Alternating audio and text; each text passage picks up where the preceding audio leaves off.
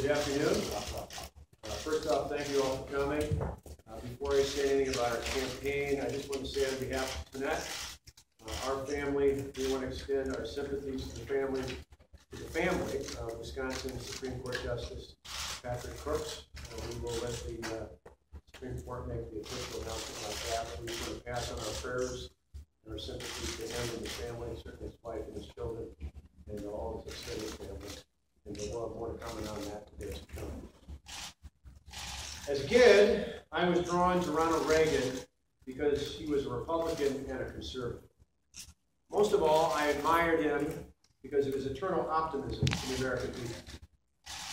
That thought came into my head when we were all standing on the stage at the Reagan Library last Wednesday.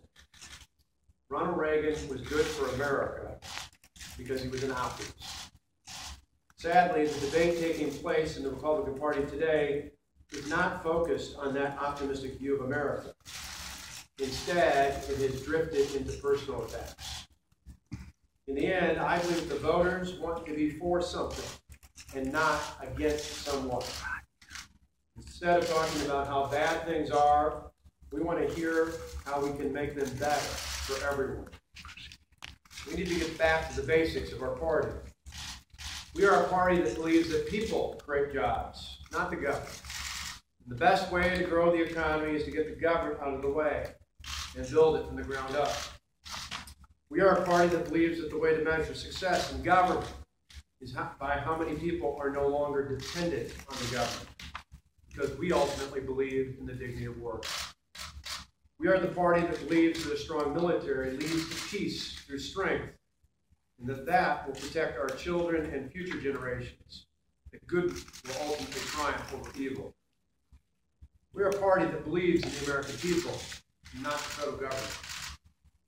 These ideas will help us win the election next fall, and more importantly, these ideas will make our country great again.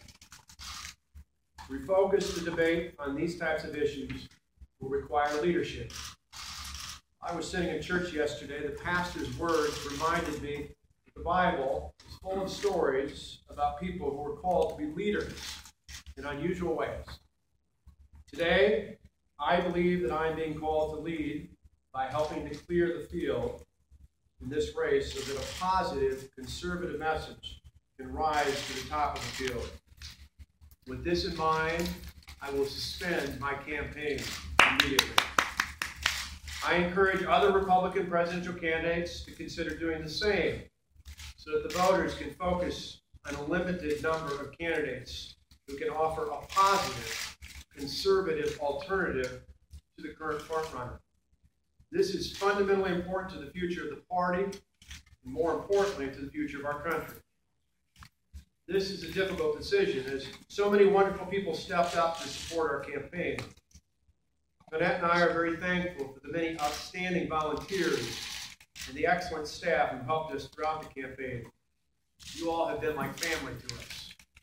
Speaking of family, I want to personally thank my wife, Jeanette, who has been a rock, as well as our two amazing sons, Matt and Alex. Thank my parents and my brother David and his family and all of our other family and friends for their love and support. Most of all, I want to thank God. I want to thank God for his abundant grace. Win or lose, it has always been more than enough. Thank you.